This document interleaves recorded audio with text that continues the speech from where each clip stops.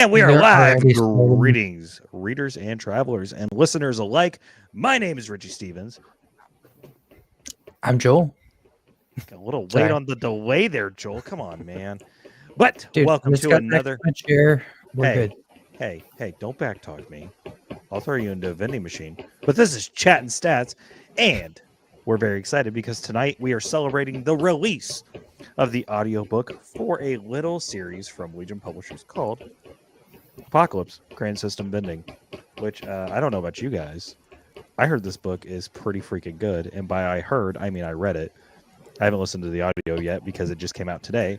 And I was busy at work all day. But joining us today, we have two very, very special guests. We have the man behind the pages, Ryan Maxwell, and the voice behind the book, Steve Campbell. Gentlemen, how are you tonight? Doing well. Is it? I'm pretty good. Is that a dog's tail now? I don't know. It sounds No, like a fan no, almost. Trop. That's Yeah. probably me. My legs kicking. Sorry. Oh, is that you? Tis the tism, my lord. Tis the tism. So we're just here for a bunch of shenanigans. Obviously, we're here to celebrate the release of a very, very fantastic book. I did get to listen to a little bit of it. By that, I mean the sample, because I only had about 5 minutes to spare. And as usual, Steve Campbell's narration is fantastic. So, Ryan, before we start talking about the narration, why don't you tell us a little bit about the book for people who have not picked it up yet? Sure. The book is a post-apocalyptic setting on Earth.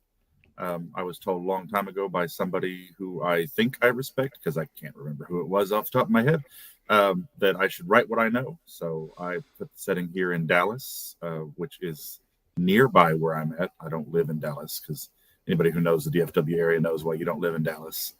But it starts out with a group of friends. I decided I didn't want to just have one person, because I really wanted this to be more of a dialogue-driven story. So I created a group of friends who band together to try to survive the system that's being implemented into Earth by a set of extraterrestrials. They're being inducted into the Intergalactic Federation of Planets. And these aliens notice that people here on Earth really love vending machines. We love our vending machines. I mean, I'm now noticing I almost felt prophetic, because this didn't start till after I started writing it. But since I've started writing this book, I have noticed these like claw machine and vending machine stores. Like that's all they do, popping up around the area now where I'm at. So That's people fair. love vending machines so much that they decided to transform all the vending machines on Earth into miniaturized automated storefronts where you buy your survival gear from. And I've let some of my most intrusive thoughts out with the characters that I have. It is a bunch of friends just ragging on each other the whole time. It's absolutely hilarious. I don't take life very seriously, so I didn't want this book to do the same thing. But it is filled with, I think, a lot of adventure and action. It's very fast-paced. Didn't keep things slow. It's not slice of life. It wasn't right for this setting, I don't think. So just one thing after the next. And then the vending machines end up getting taken over by a shadow creature who can manipulate what's going on in there and feeds off of the power from the vending machines. And they have to go on an epic quest to go get rid of this creature before something terrible happens. And I don't want to spoil anything by giving away too much of what happens there. But magic is real. Dungeons pop up. There are demi-like gods that show up as well. Lots of fun and jokes everywhere throughout the entire book. One of the things that I think you failed to mention that I think is a really interesting aspect of what you've done with this is you've allowed the players to have firearms, guns, shotguns, pistols, all that kind of stuff, which on the surface could seem like, well, that's like, what would you call it? There's a word for that. When you're buffing them you're making them too strong. Like people with guns don't have a fair advantage or have an unfair advantage. But you've really leveled the playing field with that stuff. Am I quiet? Apparently, but I can adjust it on my end. Well, there you go. Geneva, you will just be our guinea pig. You let us know what the volume sounds like and if anyone needs adjusting, because everyone sounds fine on my end. But also, we know I have shitty taste, and I'm deaf in one ear. So, What does that say? Because you keep telling me you like my books. So if you okay, I have shitty what does taste in my personal life, apparently. I mean, I also like your books, if that says anything. So Yeah, but Joel, you're friends with me, so that's a questionable like God that ethic puts right your there. taste into question if you're. I mean, you should have seen Joel and I the other night when we were doing the 10th anniversary like celebration for the Lit RPG group on Facebook. We were just at each other's throat the entire time when we weren't talking about this amazing genre. So, Ouch. I mean, no, it is so nice to have like a book with banter, because like when you think back to like the start of Lit RPG, it's a lot of that is the banter from players, Yeah. and I feel like we don't get that enough these days. So I feel was like something I really banter loved is a about big Grand thing, System but Vending. also a lot of like, companies are issuing like AI for voice recordings and everything to listen, and it's like if you say anything remotely offensive, like I got a 3-day chat ban on Call of Duty because I said fuck. They're like, children play this game, and I'm like, it's an M-rated game. Children say fuck in this game. Why are Yeah. we? I've seen that the children are meaner than the adults are. I've been there before. Yeah. Yeah, like I grew up in Modern Warfare 2 lobbies on the Xbox 360. I heard some very, very offensive things, and it shaped me to who I am today. An asshole. Yeah, absolutely. Anyways. I've seen that before. Playing in there and you're shooting somebody, you get them like, take that. And they're like, hey, fuck your mom. And you're like, oh, God. And, it's the kids that are being worse than the adults are. I mean, the banter is what does like kind of capture the essence, because you have a group that kind of know each other. I would say a little bit, but you can tell with the banter between them, they might care, they might hate each other. You never know. I find I brought this up when you were doing your live, Ryan, because I really appreciated the fact that there was, and because it's the three guys, Derek, James, and Tom from the beginning, and then they kind of like glom onto the, the Crow Tremel Center. Am I saying? I can't remember. Trammel Crow Center, yep. They gather a group there, but they kind of really influence and set the tone for everybody. So there are a few people that come on board that are shocked and dismayed at first with the way that they talk to each other. But very quickly, everyone kind of incorporates themselves into this kind of banter that, yes, on the surface could seem mean or could seem like whatever, but it's not mean-spirited. And what I appreciated about it is the fact that when I grew up with my friends and stuff, that's the way we talk to each other. But I find that more so in this book, it shows more of the healthy way that is can come about, where when they are really struggling. And this, I think, now I'm not spoiling anything, I don't think, for book 2, but this is really shown in evidence more in book 2 than in book 1, but they both have them, where Derek is always checking in with Tom and being like, hey, it's okay to not be okay. And, like, you need to kind of like let this out. And so with the banter, with the negative comments, and with the, the crass talk, comes this emotional support system that I'm here for you come hell or high water. We've gone through, and that's what happens. I've never been in a military setting, but I've seen enough and I've talked to enough that that camaraderie comes really close, right? Like when you get a group of people together that are living and working in the same area, it becomes this family. And when you're able to be there for each other at the same time as giving each other a hard time, then it becomes a safe space where you can say whatever the hell you want and know that it's still okay because that guy's still going to love you later on. And I think that you've done a really beautiful balance with these characters in having that realism of they give each other shit and yet they're immediately right there for each other the next second or the next heartbeat, or they're there for each other and then give them shit to kind of make everything be okay. So yeah, I appreciated that. And oh yeah, honestly, extra dose there's of what we call another trauma bond. Yeah. I was gonna say there's another end of that where like this is an apocalypse. Like they're literally changing everything about their life. And I think a lot of the banter comes from them trying to like be able to stay on top of it and have like a joking demeanor that they allow themselves to have just so they don't take it too seriously to the point where they end up like breaking, if that makes sense. You called it James gallows humor, didn't you, Ryan? I did, yeah. In this instance, I would say the whole idea was a combination of trauma bonding and gallows humor, in that these people are going through these horrible, terrible, awful things together, and you either adapt or you die. And these people do not want to die. I mean, that's most of human nature to not want to die. But at the same time, they're in this. They've gotten to this point where they've bonded enough or knew each other long enough, and then brought other people kind of under that fold, like you said, that they are more than happy to joke about these terrible situations to get through it, because that's my unhealthy coping mechanism. Is I don't take things seriously when the worst shit is happening. So yeah, it's definitely a big combination of trauma bonding and gallows humor. See, my unhealthy coping mechanism is I make fun of myself too much, and at the slightest inconvenience, I'm like, well, time to go play Human Frogger. Or something along those lines. I won't say more because, I might get checked into a mental institution. You never know. But one of my buddies, Noah, who's in the chat, and also like Joel, if I don't like make a joke like that at least once a day, they'll be like, hey, are you good? Like, you haven't made one of your unhealthy jokes.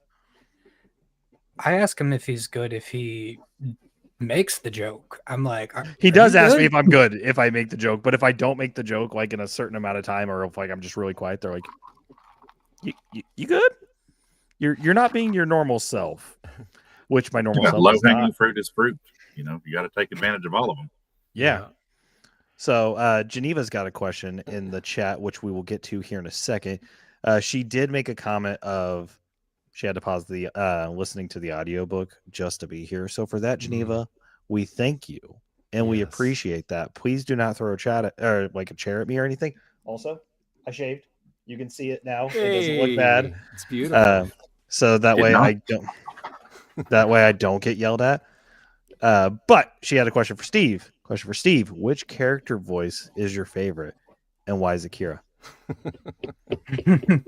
I do love, you know what? I love Kira, but I also hate Kira a little bit. Only because as a performer, as the narrator, I have to sing as Kira. And let me tell you, nobody wants to hear me sing as Kira.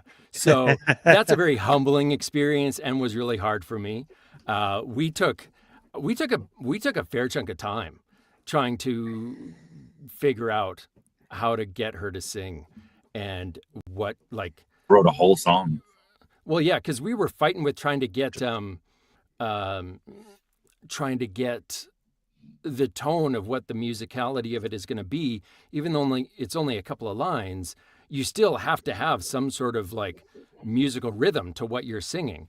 And of course, there's the technical aspect of she's singing it like a rock ballad, and I can't just go all out and blast because my mic is very sensitive, and I can't just flip a switch and have it go down in volume. So if I don't do it the right way, I'm going to clip really hard. So I have to try and fake singing a rock ballad loud while pretending to be a girl, all with a mic that's going to be just a little bit too hot if I'm not careful. So that was,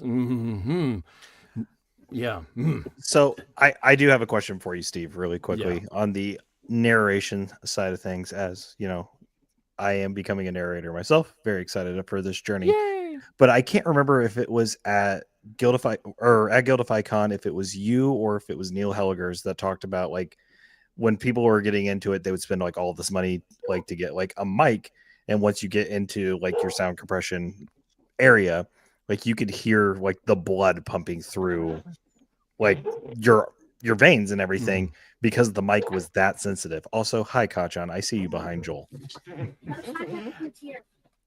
Is, Is So that needing to be addressed? yeah, I was gonna ask you about that, like, because So sorry, saw Kachan and my brain went blah.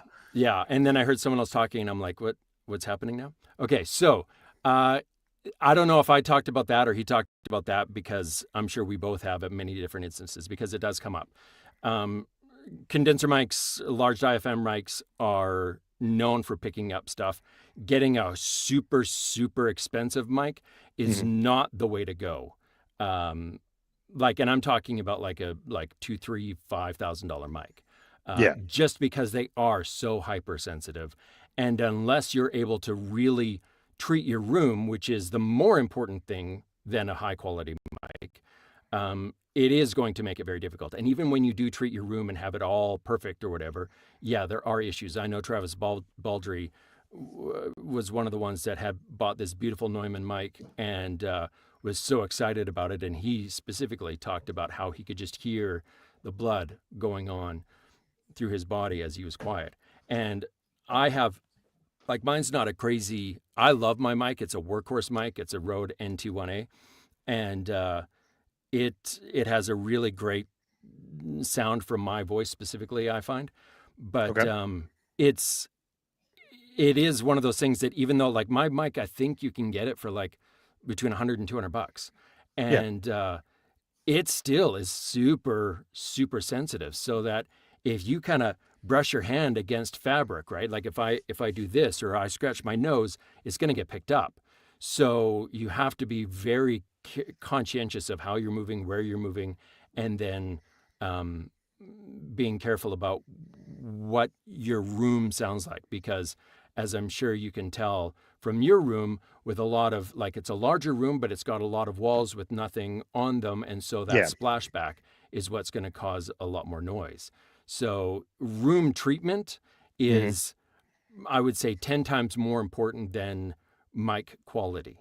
So, you know, you can have a crappy mic, but if you have a great, well-treated room, as far as there's good soundproofing and there's good room tone, so that you have things that are absorbing the sound, then it's gonna make it a 1,000 times more difference than having a higher quality mic. Because having a higher quality mic in a crappy room will make the crappy room sound way worse than a bad quality mic in a crappy room. So yeah. For the sound treatment, because I don't have a booth at the moment for the place we are currently living until we move in January, I got some PVC pipe and some blankets that Zach Johnson recommended to me, called Audio Mute or Auto Mute or something. And they're just like pretty much like weighted blankets. So it's really hot, but it's worth having, because one, I can make my room nice and cold and just open the window and just be in there and I'll be fine. That's literally what I did for the first year, I think, of narrating. Is I had a PVC fort that I built, and I didn't even have weighted blankets. I grabbed every blanket that was a spare blanket that we had around the house and just layered and draped them all over the thing. And I had it in my basement, so it was in a quieter space. But yeah, those blankets really do treat the sound well, because it absorbs so much of that splashback. So yeah, that's a great way to do it. The thing that I tell anybody who's wanting to get into audiobook narration, who's interested in trying it out, is the best advice that I got. And that was Sean Pratt created a video. It's on YouTube. If you put in "so you want to be a narrator," it'll pop right up. And his advice is this: before you spend any money, before you take any time to worry about, trying to find the right room treatment or spending money on a mic and all that kind of stuff like that, you need to find out whether you have the disposition to do it, because it is very isolating. And it is very tedious. A lot of people think, oh, it's just reading out loud, and I love to read, so that would be fantastic. But that's not it. As James Hunter was doing his live, he was talking about how he was like, yeah, I want to be a narrator and start narrating my own books. And he started, and he had no idea how much technical stuff goes into it. Yeah. And so the advice was this: for 2 weeks, take a book you like and go into a smaller space. If you have a walk-in closet or whatever, like a smaller space, sit down, read the book out loud. If you sneeze, if you choke, if you cough, if you make a mistake, stop, start the sentence again, and record again. If you stumble over words, stop, start the sentence again, and keep going. Do that for an hour to 2 hours every day for 2 weeks. And if you still want to be a narrator, then start looking into getting more equipment. Because I've lost count of how many people who have asked me about wanting to start a narration and doing that. And I tell them this advice and I say, after you're done that, come back and talk to me and I'll give you so much more information. I'll help you out whatever way I can. And I have yet to have a single person come back and be like, I did it. I got my 2 weeks. What do I do now? They all give up. All of them. So I didn't give up. Fantastic. Fantastic. That's actually what I did because you gave me that advice. Zach Johnson gave me that advice. Mm-hmm. And I even think Justin James gave me that advice. He was like, no, just like stick at it and you'll be fine. Yeah. So I got my luck with starting the show and everything. And then it's led me to this. And I mean, I gave my old mic to Joel so that way we'd have a little bit more of a professional, because I got this mic from Zach Johnson, which I don't even know what model it is. I know like radio stations use it and everything. It's a nice mic. I like it. And I think the sound quality is great on it. And I gave Joel my Audio Technica AT2020 because it's also a really good mic. Yep. Yeah, that's a great mic. A lot of narrators use that one or the AT4040, which is like the next step up from the 2020, but they're both solid mics. So I tried the AT2020 and I found it a little bit too bright for my voice anyway. But that was, it's all personal preference, right? Right. So you have guys like, I've literally, like, I plugged into Neumann, I plugged in an AT4040. I can't remember, there's another one I tried.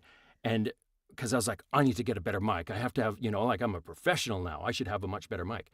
And I always came back to the Rode. It always sounded better to me. So it doesn't matter how much you spend on the mic, as long as you sound good. That's the important thing. So, yeah. We did have a question for Ryan coming from Noah. He asked, how did Ryan's experience with IT influence the book? Well, so I work in software development as a day job. Tons of fun, but it pays the bills.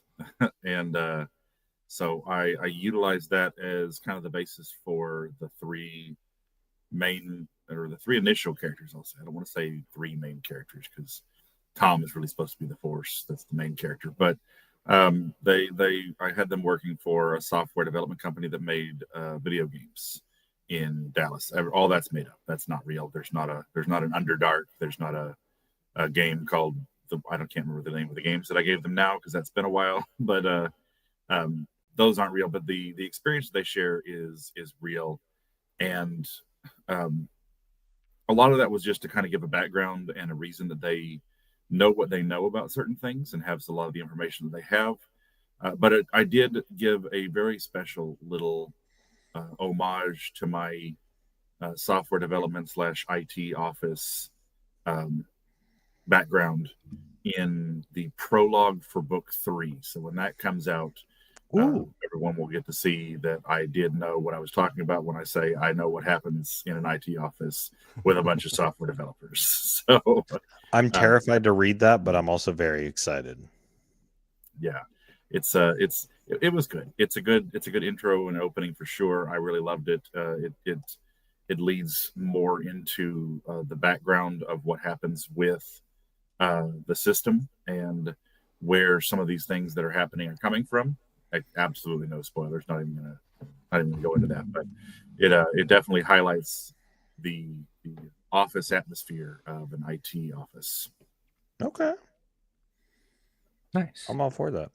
Joel, what do you have for us, my friend? I don't know. I did get to listen to a little bit of it. I got to chapter 20, I think. Okay, so one of my favorite characters is the Warlock Patron. Azrock, yep. Azrock, yeah. phenomenal. I love how you did that. I love how they summoned him on a wall, and he's like, "If you do that again, yeah." Like, but no, I am really waiting for Sean. I think his name is the ninja guy from the village. Seth. Seth. That's what it is. Well, Seth. But because there is a Sean, but that's later There's- books. I was like, I didn't know you read that yeah. far in the books. I'm really looking forward to Seth. I'm only on chapter 20, so Hey, you got further than I expected because when I, talked to you was this morning, impressed. hey, when I talked to him this morning, when I called him, I was on my way to work. I'm like, hey, remember, we have an episode tonight. It's the launch party. He goes, right. I started it last night. I got to chapter 9. I was like, oh, cool. And then he was like, yeah, I'm going to go to bed. I was like, sweet. So I won't be alone with, I didn't get to listen to much. No, he's at what, 29 or 20? I mean, it Chapter did 20. just come out Dick. last night. Yeah. So Yeah. Like, I'm shocked that you made it to 20. That's pretty impressive. Oh, Joel But, goes through books. Hold on. What speed are you listening? 1.5 maybe. I don't know. Like, Yeah, see, that's too fast for me. I can't. I don't go above 1.0 unless the narrator is super slow because one, this is a performance. I want to enjoy every second that my narrator is putting into this book. So I want to hear Steve's buttery smooth voice the entire time at the speed it was meant to be heard, Joel. yeah. I appreciate both. I'm with you, Richie. I want the full experience. Yeah, And con when mom you're right when you're there. having to spend credits every time you finish a book and you have to get a new one, then it's Yeah. like let's spread those out a little bit. My wallet is not capable of handling a faster speed. But at the same time, I can appreciate, and I don't shame anyone who wants to listen to it a little bit faster. I do. However, I did have one reviewer on a book that we had worked on, and we were doing a promotion, and the person doing the promoting set us up with a bunch of different reviewers, sent the book out to them, and they were all going to do the review and then send in their reviews. And this person complained about the book and said that one of the main characters, sounded like C-3PO. And that they didn't understand a lot of what was going on, and they felt like there was a lot of plot holes, and it was just like everything was kind of a mess. And so their review was not that great. And then at the end is a little tag on there like, but I am behind on my reading, so I did listen to this at 3.0. And I'm like, I'm sorry, what? What? How could you even like? You can't even. 3.0? It's that's what it sounds like when you do it at 3.0. And I'm I like, can't. yeah, Even, of course he sounded like C-3PO. Like you have him like 3 times faster than what he's supposed to. Like, come on. I think my brain So- processes stuff at 3.0 because it's like a Ferrari with no brakes. Yeah. Yeah. No, I don't like And- that. And no wonder I you have think- plot holes. I mean, you lose focus for 15 seconds and you've missed like 5 pages. So, yeah. And so Yeah. I mean, if someone wants to do that, fair. But if you're reviewing a book as I'm a reviewer and I'm reviewing a book, No, it should be 1.0. you shouldn't the be entire- listening to it at 3.0. That's just, I think the are you max doing? speed at that you should do 1.25. yeah. Like, I don't and even know how that's- they got up to 3.0. I don't even know if, does Yeah. Audible go that high? Audible goes. Let's find Yeah. out. I bet Audible goes up to 5. I bet 5 is the max. Probably. 5 would be crazy. I don't know how you could That process would be that, crazy. but yeah. Yeah. The They said max they- speed on Audible is 3.5. Yeah, because they said they normally listen to their books at 2.0, and they've had to boost it up because they're behind on their reading, so they did it at 3.0, and I'm like, that's on Okay, you. That's not so- on me. Noah, my friend, beautiful. Do you want a physical copy or audio book? Because if you want physical, I will drive this over to your house tonight and throw it at your front door. You live 2 minutes away. But isn't that your personal signed one? Yes, but I would do it just for Noah because I love Noah. And it's spreading the great word of lit RPG. So let me correct. I've already got his wife reading Dungeon Crawler Carl. So Nice. Nice. I mean, Yeah. I got to be a little bit of a menace. I have had, I don't know why I get to be so lucky, but it seems like, I mean, most of the books I narrate are lit RPG, which is already a fortunate thing. But Yes.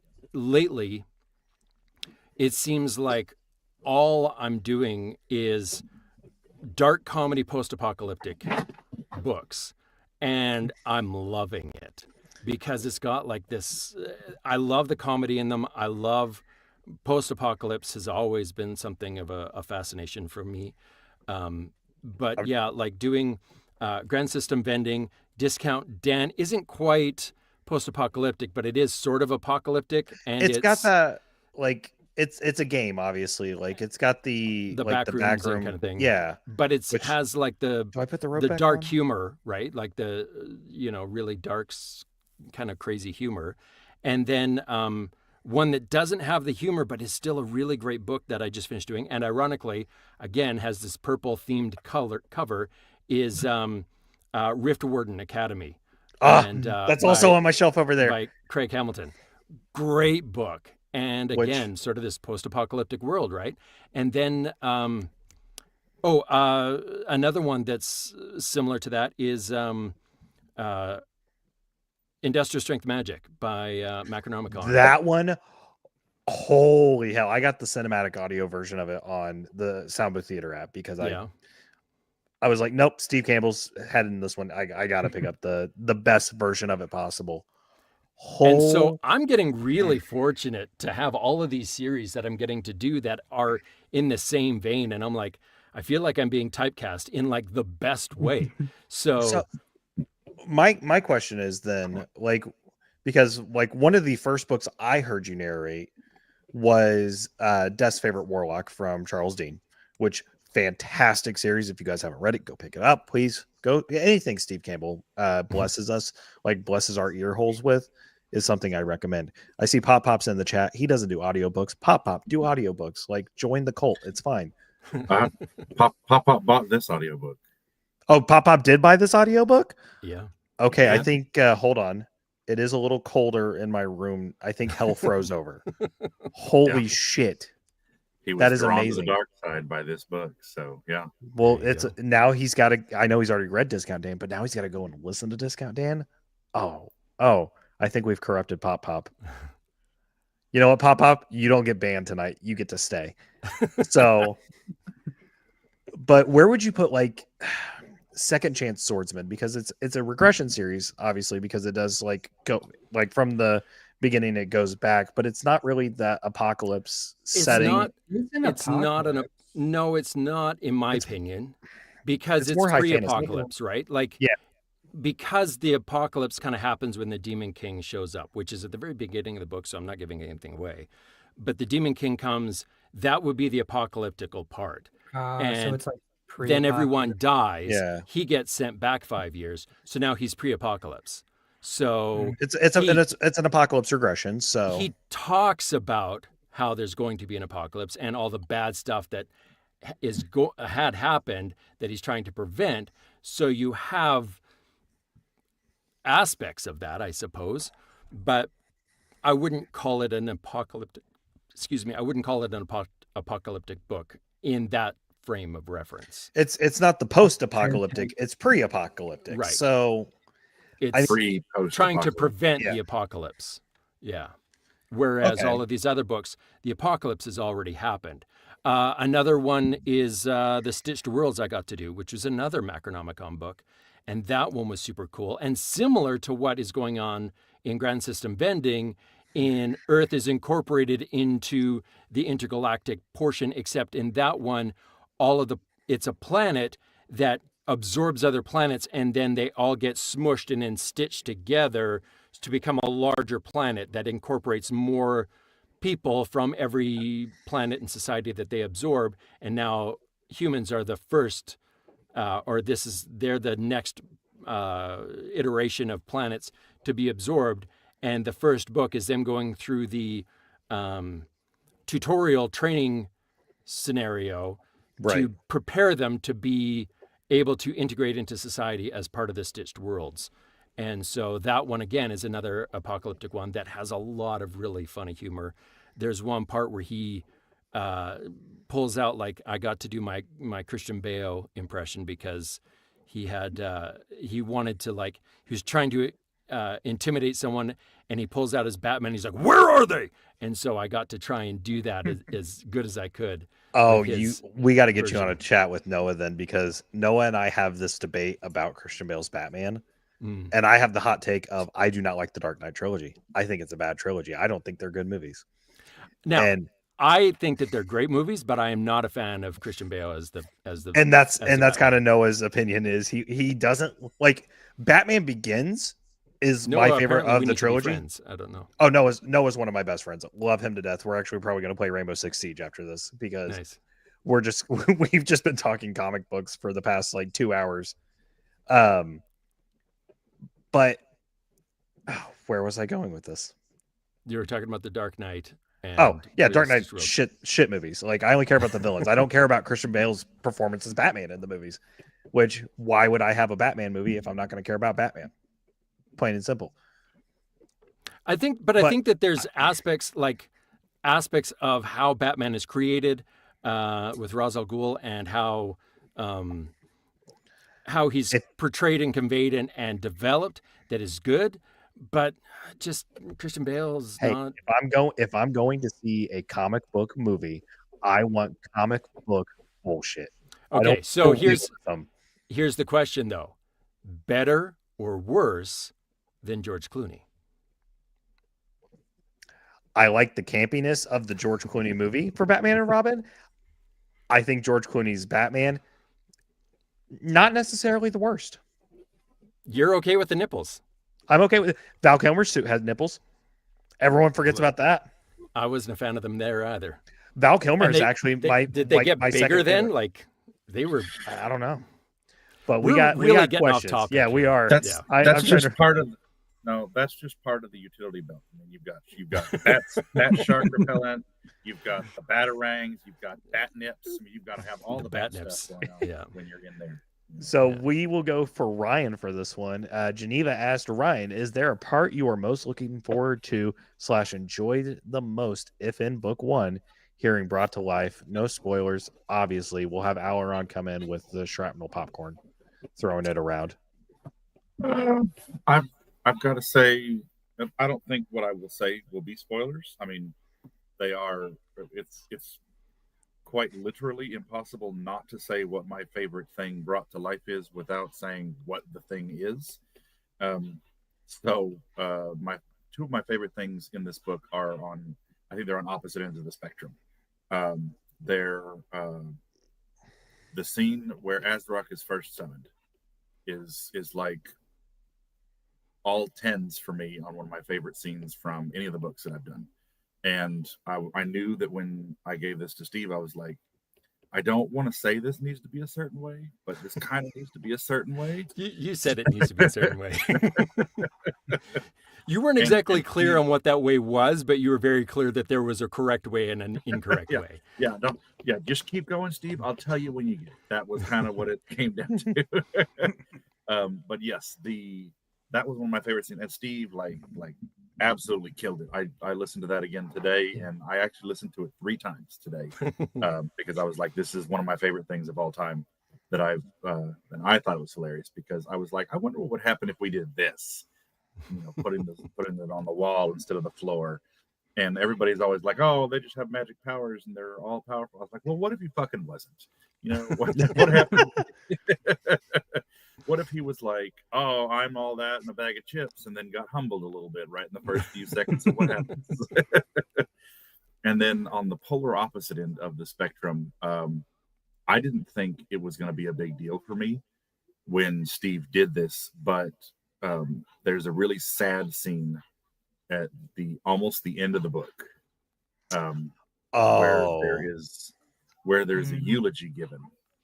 And I was quite literally in tears sitting at my desk while Steve was recording that.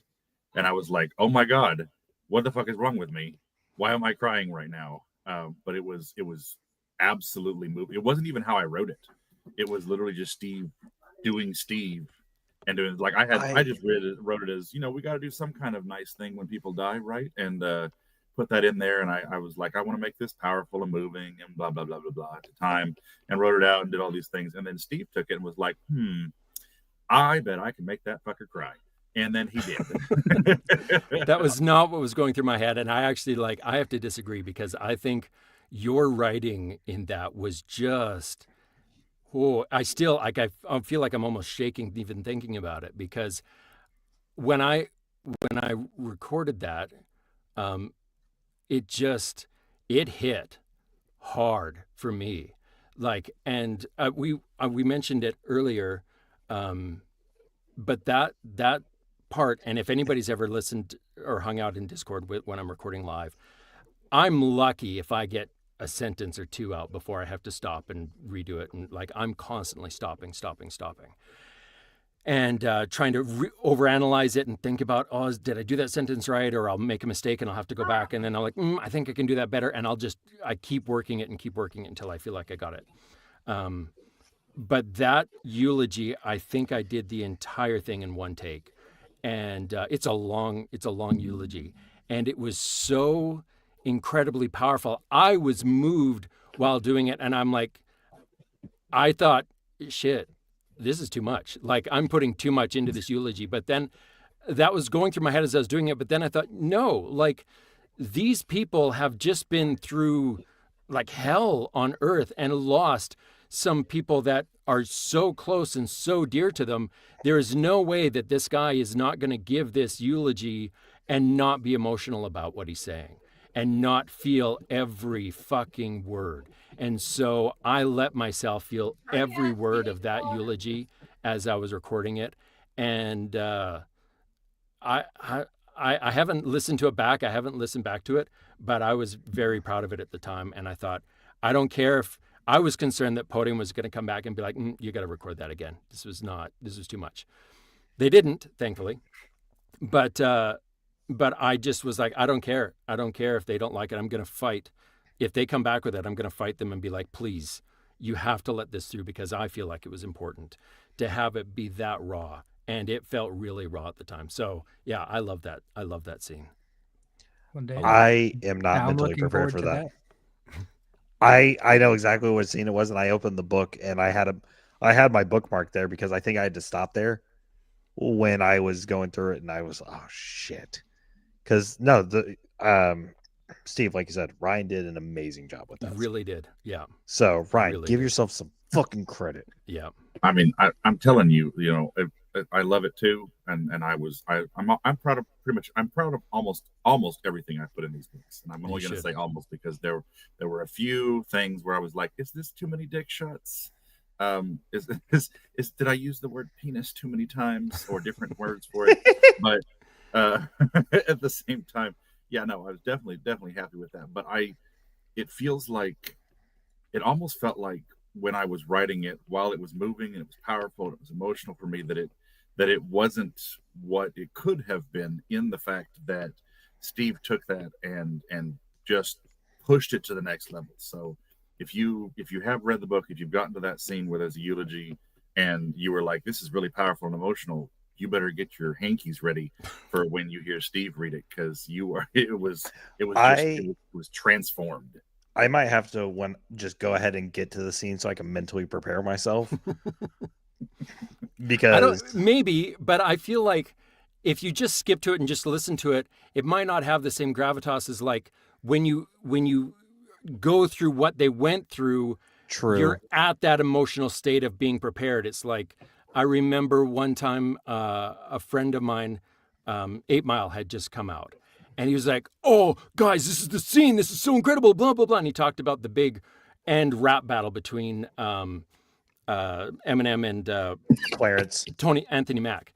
And they just played his part of the song. And I listened to it and I was like, it's okay. Wasn't that amazing? Then when I actually watched the movie and got to that scene, I was like, oh, wow. That hits. Yeah. That hits different. So sometimes I think you need the context and you need everything that comes before you hit that. My hot take, but yeah, that's my opinion on it. I've already read the book. That's why I'm like, okay, I just need to get there. Fair. Because I know I'm an emotional person. I will cry. Mm-hmm. I've yelled at narrators for making me cry. I yelled at Travis Baldry live on stream before. But I think that there's enough. I remember when we were it didn't seem like it at the time, but there was a tone shift towards the beginning of the book where they're driving in the car and they start reflecting on what they're actually seeing. Because up to that point, there was a lot of go, go, go. Everything's crazy and fast and moving, and a lot of banter and a lot of like just nuts. And then they finish the battle. They're sitting in the car and they're just on a quiet drive home, and everyone has a chance to reflect. And I thought this was, again, one of the brilliant things that Ryan did was he took that time to give you an idea of what's really going on. Because I think a lot of people, when we watch these zombie movies or we see a lot of this post-apocalyptic, I'm like, yeah, this would be fun. This is kind of cool. And you don't really, it doesn't hit home or register that no, millions, if not billions of people have lost their lives. There's loved ones that have been ripped out of your hands. There's all this kind of stuff that is going to be incredibly, or would be incredibly scarring and difficult to deal with. And that's often glazed over in a lot of these stories. And he takes the time after a little bit of like pulling you in and seeing all the craziness and the mayhem to go, look at what's going on. And as I was recording that, it just all of a sudden, I noticed the tone and the shift changed. And for me, almost subconsciously in my recording, that I slowed down and wanted to give that scene its moment to really allow people to go, oh, wow. And not just glaze over, oh, this is just an info dump of what's going on around them. No. This is important. And we need to give it the importance, the time to have the important space that it needs. And Joel, you probably, at chapter 20, you should have hit that point, I think. I can't remember exactly he's where talking it about is. the point where they're going towards when they're left to go to the Grand Canyon. Oh no, I've not gotten that far. Oh, maybe. I think they're It's coming up. They're doing a smaller dungeon. I think with the prince. Oh, that must be the Bloody Baron and the Bloody Prince. Yeah. Which that's also where they're at was- currently. I think it's after the Bloody Baron, like after that, when they're like they finish that dungeon, they're on their way home. I Yeah. think that's when it kind of hits. Chapter 17 is They're the Dungeon of the mid-fight Bloody right now. Baron. So Yeah, and there's a lot that starts to. Bloody Right. Baron's chapter 19. So yeah, he just finished A up. lot of dick jokes in that chapter. Oh yeah. Yeah, that section may have gone a little bit off the rails, but I'm still okay. It should be the Joel. It should be the very next chapter, Great. chapter 21. It's called Something reality, and if about it's My I'm bad. going through really That's not the quickly. eulogy one, so don't. The Yeah, eulogy is no. the very end. Eulogy is like chapter Yeah. 50 or so. I So, know what part you're talking about. Yeah. Okay, I want to talk about Oh, something Hold real up. quick. I wanted to ask a question before Yeah. you get into that. Is there bloopers? No, there's not. Damn No, it. There's not. We did talk about that, by the way. We did. But we were also kind of like, let's do the book first and decide if that's something we can do. And so we were like, yeah, no, the book is what we should do. That's fair. Bloopers are great. I love them. They do take a lot of additional time. Just in the fact that like every time while you're in it, you have to mentally like go, oh yeah, that's going to be something that we need to make a note of, because otherwise it's gone. Like I have them all in the audio files.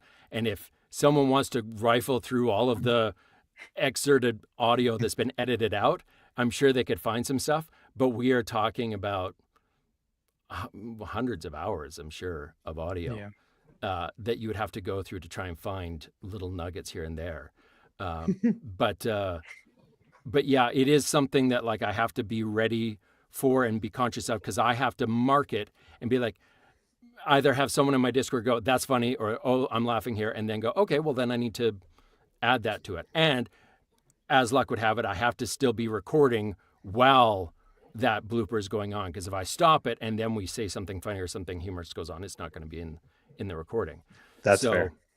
It takes a lot of work, and this one already I was behind on, and this book took a lot out of me, partially because of where I'm at in my life right now, and partially because this book meant a lot to me. It feels like a lot of the books I'm doing right now mean so much more than they ever have before. I think that's because I'm so fortunate to be able to pick and choose what I'm doing and not just do whatever's handed to me.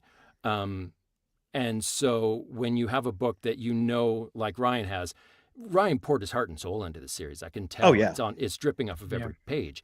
And so then as a narrator, you feel that responsibility of like, I need to get this right.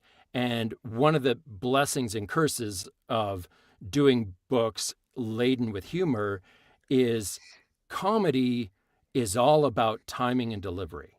Because you can have two people tell the same joke, and one person you're going to have crickets, and another person everyone's going to be rolling in the aisles. So that weight of responsibility of like, I need to be able to make this land in a way that doesn't sound like I'm trying. And we talked about this, Ryan. I'm not asking for the laugh, right? I'm not trying to get you to laugh. I'm just letting the comedy speak for itself. And that's harder than it might seem.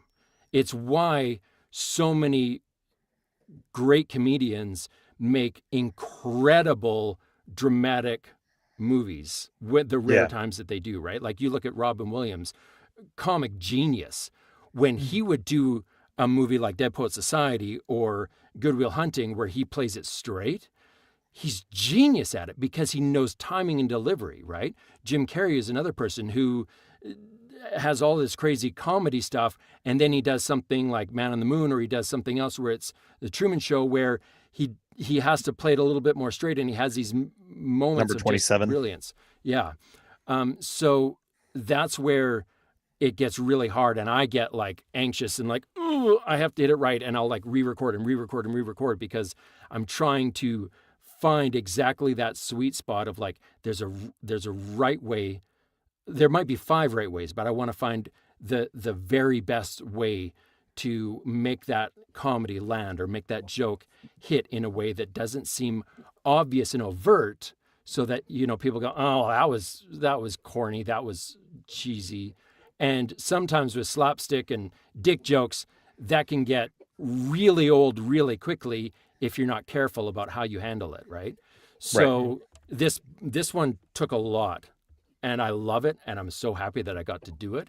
I'm honored, but it was, and Ryan was there through every moment of it with me, so he knows I really fought with a lot of demons on this book, and then other stuff going on in my life at the same time that just made it a challenge. So adding the bloopers on top of that, although it would have been sweet, I would love to have bloopers on every single book I do because it's fun, but adding that on top of everything else would have been too much. Yeah. Not to mention the fact that the bloopers could get a little bit redundant if they're on every single book I do. Then they're going to be like, okay, more bloopers. Yeah. Yeah. So 2 things for this. Number 1, if you want bloopers, all you got to do is show up to the Discord when Steve does the recording. I cannot tell you how many times I was almost falling out of my chair laughing when Steve would roll straight from the word he mispronounced or said the wrong letter at the beginning of a word into this phrase, like, oh, and they left and went down the dick ball headshot son of a bitch things that he would go through, that I would just be like on the floor laughing at his mistakes because he's mad at himself. He's not mad at anything else. He's mad at himself for it.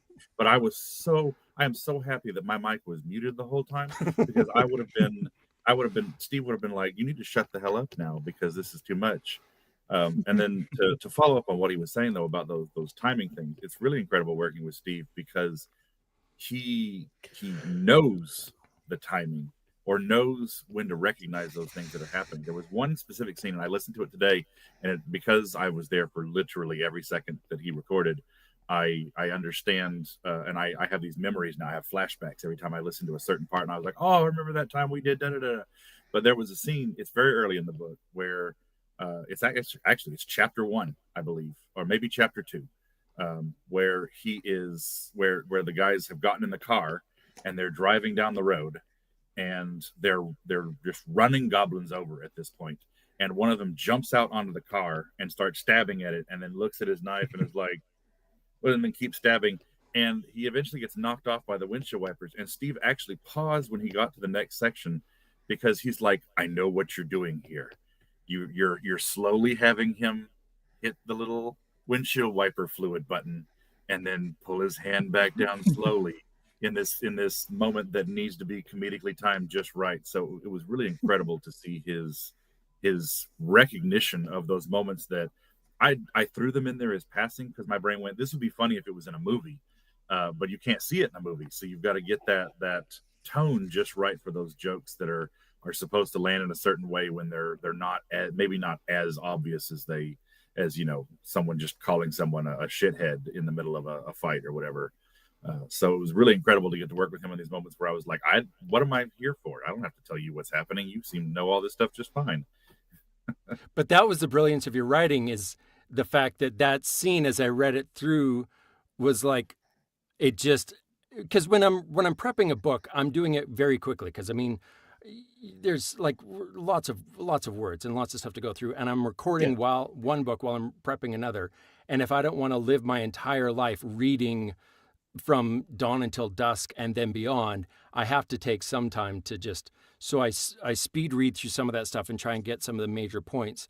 But when I was actually narrating it and I hit that because I remember exactly what you're talking about, and that scene where I could just so clearly see, because as I'm reading, it's playing like a movie in my mind, and I could clearly see him just like the awkwardness of like all this blood and gore everywhere on the windscreen, and him just slowly go beep, and the wipers just go beep, beep, and the awkward weirdness of that in the craziness of this mayhem, it just made me laugh. And I'm like, okay, but how do I translate that audibly into the book? Because it's a scene that it's a visual comedy that is now going to be done through a written medium into an audio medium. And those are the things that we would sit down and just try and hash out and work out and try and figure out the best way to do it. But that all takes time. And so I love it when you finally get those moments and they come together. And I get nervous about how many moments I missed, or all the moments that it's like, I thought, I think it could go this way, and it would have been that much better if we went that way. And it was like, oh, that would have been a much better way of doing it. And in fact, that's one of the things that I was a little bit nervous about, was because the way that Ryan structured this book, the tutorial, the AI information, the download of sheer information that comes at the beginning of this book, of all the stuff that he's going through, was heavy.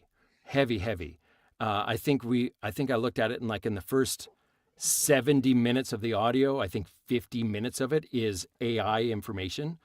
And so,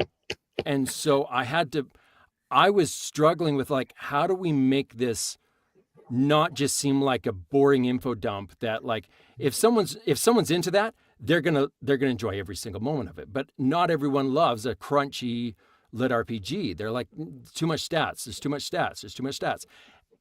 Now that's not as important when it comes to ebooks or print books, because they can skim through it and look at it and then flip the page. You can't do that with audio. And especially because he would have breaks in there where there was these little asides and these little inserts where the guys would start talking about something that they had just read or checking in with each other. And so it wasn't like, it's like, oh, well, I can just skip this chapter and I won't miss anything. No, you'll miss stuff. So we had to try and figure out a way to make the AI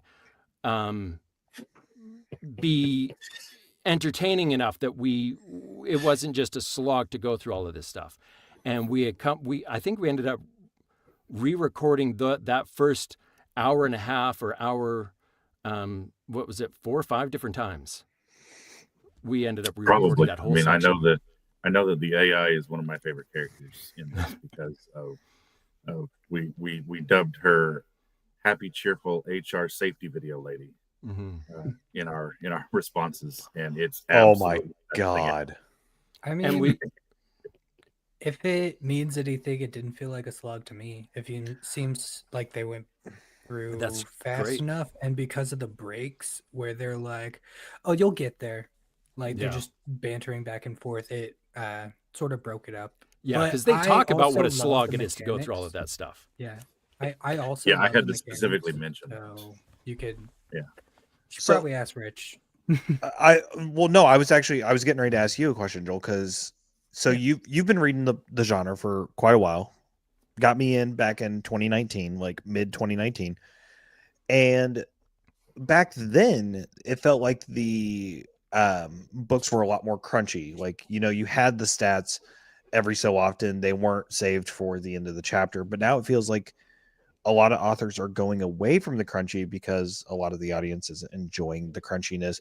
We're getting back to what it feels like. Like, this book feels like an early lit RPG, like early to the roots lit RPG, And that's what along I with the land, Ascend Online, you know, the Completionist Chronicles, like all of the greats. like, yeah. It's getting back to like the roots of that. How do you feel about it going, like the book being set up that way? Ryan, I don't know if that was your intention. This is how I like kind of interpreted it. I loved it. It seems like a love letter to the original, like, grassroots of the genre. So yeah. So it's funny it that was I didn't. exciting to get back to that. Yeah, it's funny because I didn't mean for that to happen, but that's what I cut my teeth on with lit RPG. Was, I mean, I've been here in the genre for like 10 years now. So 2015 was when I was cutting my teeth on lit RPG for the first time. So I got into the genre with The Land, with Viridian Gate Online, with Ascend Online, with what's the other one by what's his face? Completionist Chronicles, Divine Dungeon. Completionist Chronicles was I came into Completionist Chronicles a little bit later than most people did. Okay. Like there were already like 4 or 5 books out when I got to that one. But there was like Eden's Gate. Eden's Gate was the other one that I got into. Ooh, Eden's really early on as well, and they were all that crunchy style with the thing, and that was what drew me to lit RPG. With I like crunchy. I love the crunchy stuff. I want all of the stats, because while I may not sit there with a calculator like some people do, which I do know those people are out there, I want to know where we're at in the progress, because I'm one of those guys who, when I play a video game, I open my menu screen every 25 seconds to see how much experience I gained from that last fight that I was in, and do I have enough points to get another skill, or do I have enough gold to go buy that armor that I was looking for? Whatever the stats are, I want to know them, and I want to be a part of that. So it ended up being that way, because you guys are you're not the first people to have said this to me. It's what Jez and Geneva both said to me when they originally found the story online and were like, hey, we want you to come on to Legion. Was they were like, this feels like we've stepped back in time to what lit RPG was before it's moved into some of these newer styles, which again, there's absolutely nothing wrong with the newer styles. It's all a personal preference. Right. But I know that Jez also was a part of those old school lit RPG stuff. And he was like, this really feels like the Land style writing, with the way that you have all these stats in here, and you and Steve even said it to me when I first came through. He goes, you put these in fucking tables. Nobody puts them in tables anymore. No, that was my favorite thing about it. And I'm not opposed to that as a consumer, but as a narrator, with the logistics, because I format the document for ease of use for myself. When it gets formatted, we actually had entire sections that I had to record during pickups, because the format cut out whole sections of the text from the books. Oh, shit. And I didn't know, because ironically enough, everywhere that they cut them out was exactly where it was like not in the middle of a sentence. It was like a new break, and there was more information. There was one where I think it was like 3 more pages of stats that I had to record that was missed the first go around because it didn't make it into the way it was formatted. It changed it all. So that's the only thing. And the fact that the word count was completely different, because the word count for the books didn't include any stat boxes. So any of the writing, any of the stuff that was in stat boxes was not included in the word counter for the overall book. And so I had a minor heart attack when I had recorded 5 chapters of the first thing, and I looked and I'm like, my average is usually around 9,600 words in an hour, and I just recorded 7,700 words in an hour, and that's a significant difference. Like it added probably another hour and a half to that first 5 chapters that was not expected. And I was like, what did I miss? What's wrong? How did I do this? Was I talking really, really slow? I don't understand. And it was that's when I figured out, oh, they're not included in this. Awesome. So one last question before we start wrapping up on my end, and I'll let Joel ask another question as well. When it comes to Steve, I don't know if you do a lot of reading outside of, you know, the work you do, because obviously it takes up a good portion of your time with how, you know, much narration you get done and everything, because you put out a lot of books, my friend. You put out a lot of books, and I Not love as them. much as I should, not as much as I'd Hey, like to. we love and appreciate you, and you do a damn good job. But do you prefer the setup of you can skip to the next chapter, like when authors put the stat sheets and everything for the main character at the end of the chapter, and it's like, you can skip to the next chapter? Or do you prefer like the actual like stats like up front and right there ready to go? Because like I feel like if you skip over the stat sheets, you're losing a huge element that is a part of Lit RPG. So I'm just curious on that front. I've recorded both. I've experienced both because I do listen. I don't get to listen to as much as I used to, because I was a listener. I was a fan long before I got into narration. But for me, the most important thing is it serves the story. Right. I don't like stats that mean nothing, right? Like, don't give me stats just for the sake of having stats there. Those stats should, like everything else, it should be pushing the story forward. You should be driving the story forward. You're not just throwing up stats because you're expected to have stats in a lit RPG, because then Right. it seems forced and it's not enjoyable. So for me, it doesn't matter where they are. It's whether they're serving the story or not. And if Okay. they're serving the story and they're part of the plot and they move everything forward and they feel like they're an integral part of what's happening in the story, then that's what I enjoy. If it's just an info dump just because you're like, oh, I'm supposed to have stats here, then not the greatest. One of those, you spoke about Death's Favorite Warlock. That's a section where he had the stats, and I felt like the stats were appropriate for what they needed to be, and they were all good. But he did, because he was aware that not everyone loves stats, he put them specifically at the end of every chapter so that if you wanted to, you could skip them. And I'm not offended if someone skips over them. I feel like same thing as like if someone puts it listening to it at a faster speed. I'm not offended by that. The most important thing is that you enjoy the story and that you had a good time listening to it. My motto, my mantra from the very beginning of this has always been, I want to make a bad story good, a good story great, and a great story excellent. I want to elevate everything that I record so that it sounds as good as I can possibly make it, so that it's a great experience for those people who are listening to audiobooks. Because although my wife is like, listening to books is not reading and it's just, they're different. And I'm like, yeah, you know what? They are different. I don't think that anyone is better or worse than the other, but I do feel that when you're recording when you read a book, you're reading it through your interpretation. Mhm. Sanderson is famous for talking about this. The book isn't complete until it's been read, because everyone is going to read something through a different lens, and they're going to put a different stress on a different word or a different thing, and it's going to change the meaning of a lot of stuff. We talked about this too, where like if you have a sentence like, I didn't tell you to kill him, if you stress a different word in that sentence, it changes the meaning entirely. I didn't tell you to kill him. I didn't tell you to kill him. I didn't tell you to kill him. I didn't tell you to kill him. So every way you stress a different word, it changes the meaning of it. And so when you're reading it to yourself, you're putting in your own interpretation. When you are listening to an audiobook, that's a lot harder to do.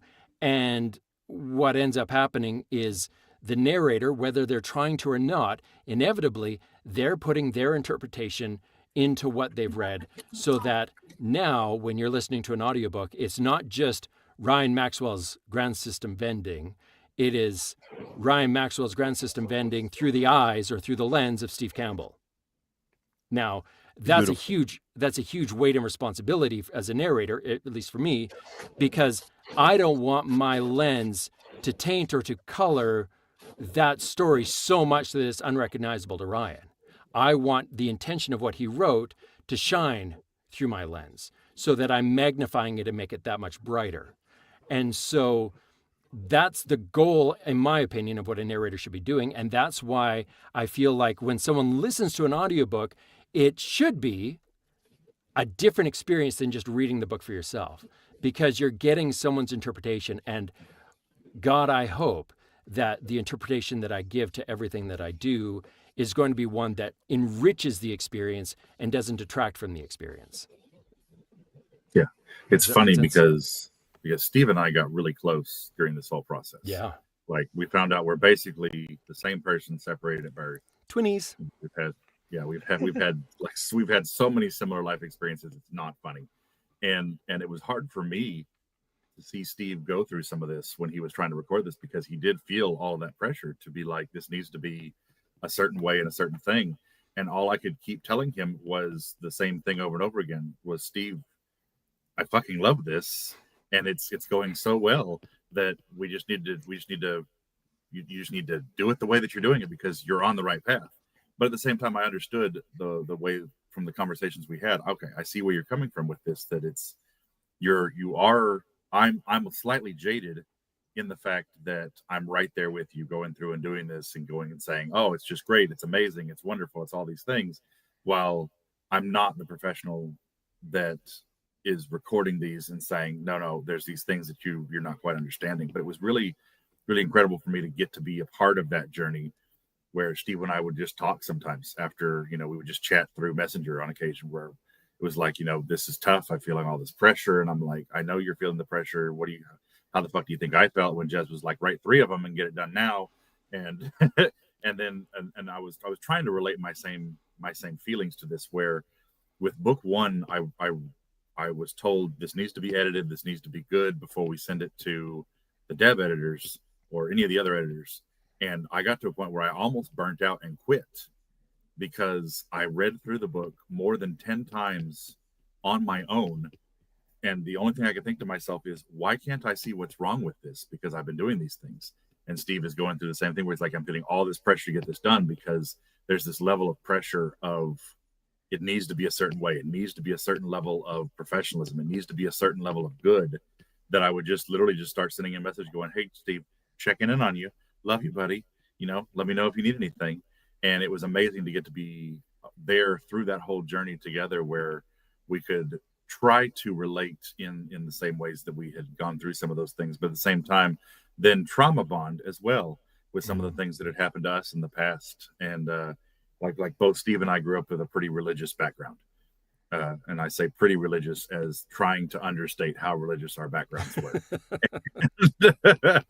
And the things that we were feeling, and we'd have conversations even in the Discord. We were like, yeah, no, we believe in a religious thing. There is an entity, but at the same time, modern religion is kind of shit because of the people that are in it nowadays. And to go through those things and then hope and then support each other through what was going on during those times was really, really special to me. So Steve, I want you to know that was really important and special to me, that we went through some of those things together and were able to come out with something that I literally consider a polished, flawless diamond that came out of the rough that we had there.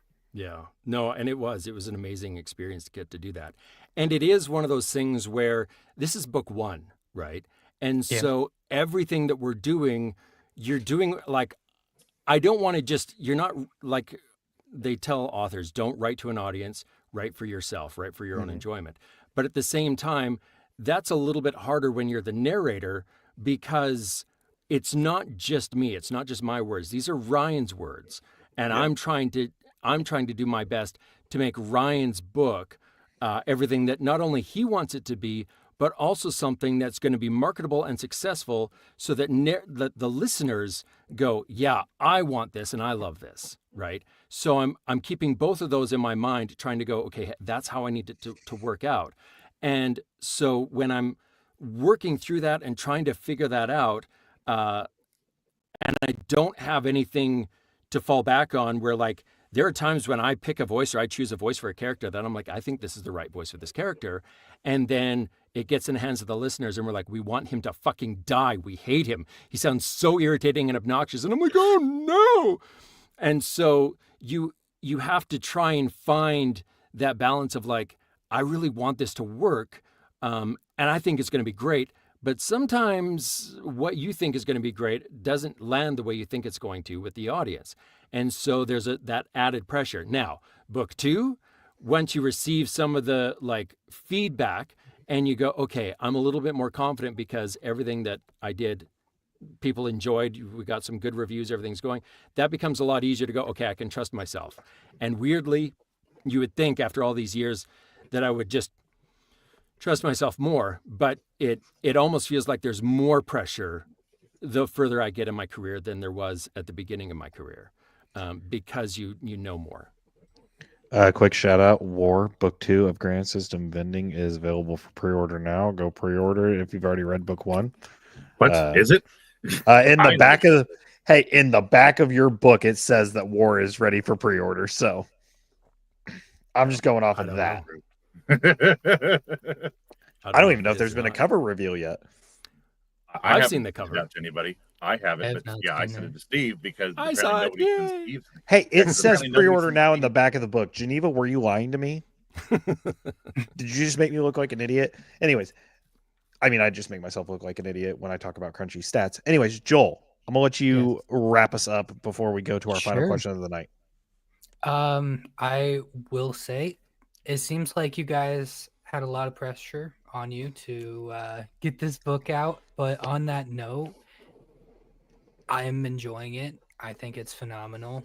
I was anticipating this book for a while now, and it is so nice to have it in my ears. And yeah, so you guys did a great job. Congratulations on your release. Thank you very much. Yeah. Geneva said it's not ready for pre-order. We had to stop prong pre-orders up putting pre-orders up so early due to Amazon. Ooh, I don't know if I should show that one or not. Oops. Also, Chrissy does that part. Fuck. Well, don't let Chrissy see this because now I'm gonna, get yelled at by Chrissy, and she already scares me. If she could put Jez in his place, then yeah, I'm terrified. So one of the other things that was a lot of pressure in this book was because Ryan had included named and unnamed so many people from real life. I was just about to mention that. I was like, it is so nice to hear like TJ and Jay Perez and Kira. Yeah. So and we had to change the name. We had when I first was being asked to do this book, I tried to make it incredibly clear to everyone involved that I am not an impressionist. So I will not be trying to match their voices exactly, but I still felt a bit of that pressure until we actually got to their voices. And then it was weird because Geneva was in there for when we were working on Kira Star, and Jay Braz was in there for when we were working for Jay. Sorry, just to point out, that was me. Sorry. I brought them in every time their voices were coming up. And I was like, dang, you're hurry, bastard. Oh. So the pressure was hardcore when you're like trying to come up with a voice of the person that's waiting there listening to hear what you're going to do with their character. And so what I ended up deciding to do, it was actually Geneva that just took the weight completely off, like she always does, because she's incredible. Wait, she takes the weight off of you? Yeah. Oh, she puts more on me. No. Well, that sucks to be you, but she is like, rich. Yeah, she is an angel with wings that just the wind beneath my wings, all that stuff. Oh, so she just takes them off you and puts it on me. Got it. Okay, that makes sense. That's where she's getting all the weights from. Yeah, exactly. You got it. We were playing, so I was playing around with different voices and we were kind of joking about it and we were figuring it out. One of the great joys, my wife is like, I don't know why anyone would want to listen to you on Discord. Like, why wouldn't they just listen to the audiobook? That's so much better. And I'm like, I don't know, they do. But one of the things that they get to do when they're in the Discord is comment or have suggestions or something like that within reason. But like, if I'm asking for it, I'm like, what do you think of this voice? What do you think of this? And so when we were joking about doing Kira Star, one of the things that kind of came up was like, I knew that she was going to be a badass. And so rather than try and make her sound like Geneva, and not that Geneva doesn't sound like a badass, but she has a feminine voice. I don't have a feminine voice in that way. But I wanted to try and make her sound like she was like you know, like she could do everything that she was threatening to do to James and Jay. And so we gave her this kind of like a little bit more of a raspy, hard-edged voice. And Geneva was like, I kind of was joking with it a little bit.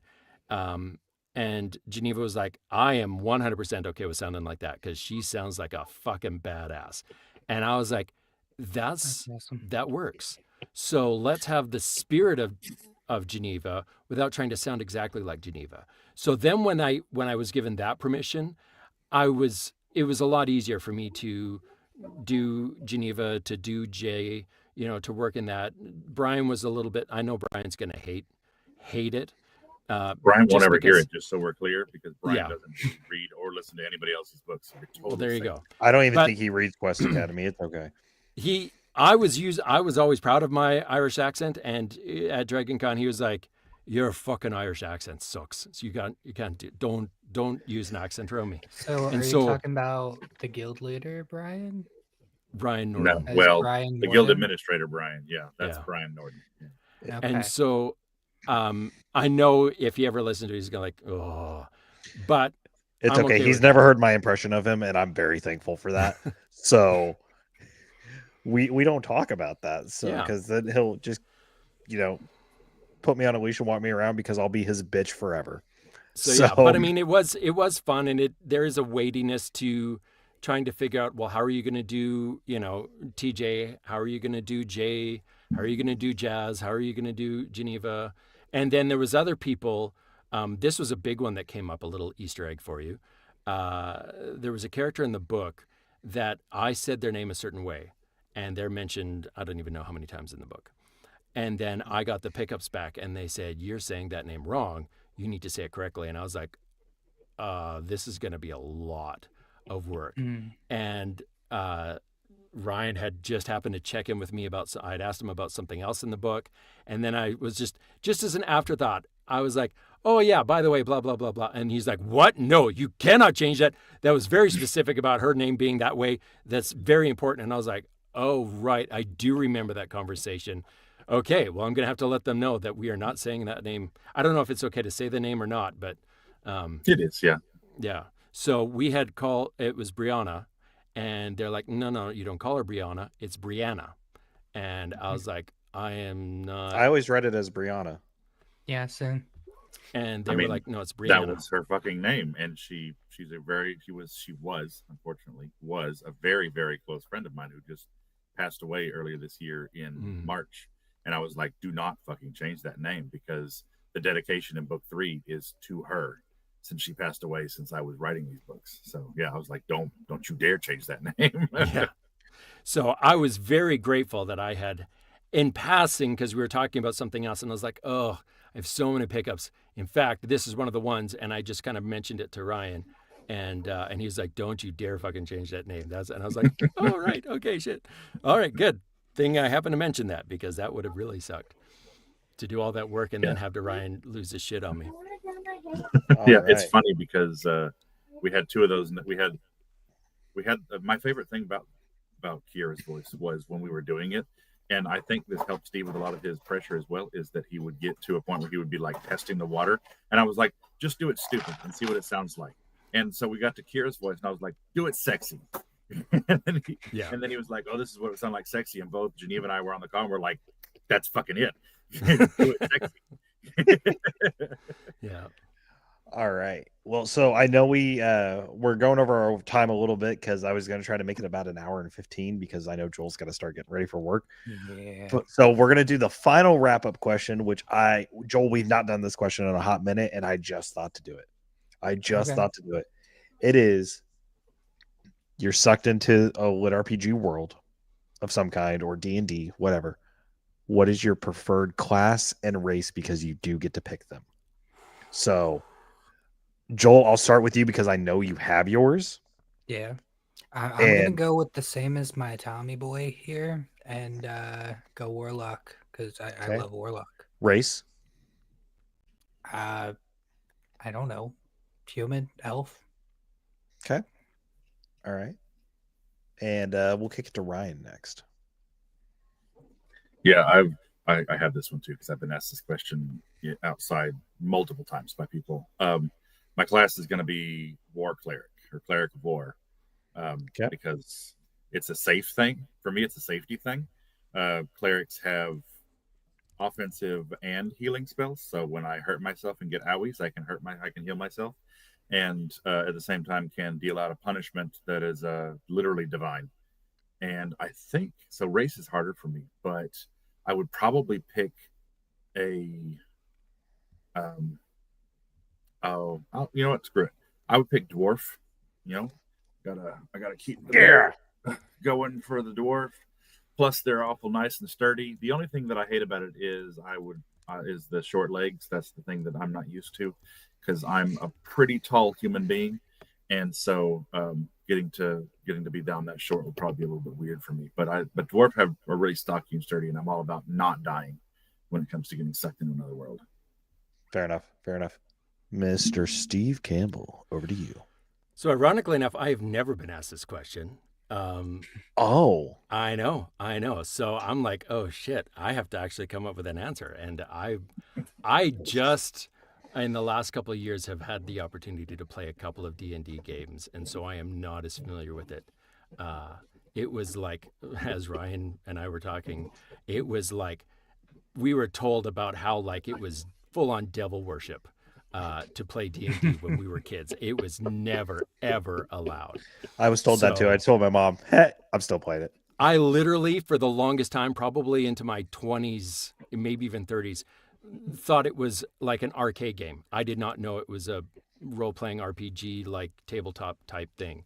I thought it was like an arcade video game I had no idea. That's how far away removed I was from that stuff. So getting to do it now, I will say that one of my last campaigns, I had so much fun playing a Dragonborn barbarian, and I had just the best time with that character and getting to try and play that, because I am not at all that type of character in real life. So me and my protective mindset matched quite well in like this juxtaposition of the Dragonborn barbarian, who is usually a little bit unhinged and off his rocker. It was really cool to play around with that. So I had a lot of fun, and so that's my answer. All right. For me, I'm going to go with one of my favorites, and I'm going to choose a Death Knight, or I guess Oathbreaker Paladin, because I love them. I don't know why. I've just always loved them. And also, I'm going to go with the Dwarf, because dwarves are one of my favorite races of all time. Favorite fictional character is Gimli. So just gotta go with that. And Death Knight, because Death Knights are fucking cool. They're so badass, and I love them. So yeah, I just want to do that. If I can have like a little necromantic power and just create a little army around me, but also deal some massive melee damage, I'm set. Nice. Yeah, Gimli was an amazing character. Not to totally sidetrack us once again, because ADHD here, but Gimli was one of those characters that if you've seen the movies, you can begin to see the depth of his character. But if the you go books, read the books, the depth that Tolkien put into this brash, I've put up all my walls, but I have this soft, protective interior of I'm there for my friends when they need it most. To I will do literally anything to make sure that everybody is safe, and at the same time, don't fucking toss me kind of attitude that he has in these things. It's an amazing, chef's kiss. And it makes the friendship between him and Legolas that much better. Yeah, it is so amazing. But I am going to go ahead and wrap us up, because Joel does have to get ready for work. So Joel, I do apologize. Please join us on Thursday, because Thursday we are having another episode at 8 p.m. Eastern time with Miss Annie Ellicott. We're going to be discussing quite a few different series, and we're going to get to talk about one of my favorite ones, which I haven't told her we're talking about it, but I'm bringing it up because it's a fucking certified banger. And then after that, on Saturday, and for my UK crowd who are going to go back and watch this video, you're going to be very happy, because it's a much earlier episode. At 10 a.m. Eastern time, we will be sitting down with good old Mr. Hunter Mythos and talk about the batshit crazy worlds that man has created, because oh my God, I'm not ready, but I'm ready.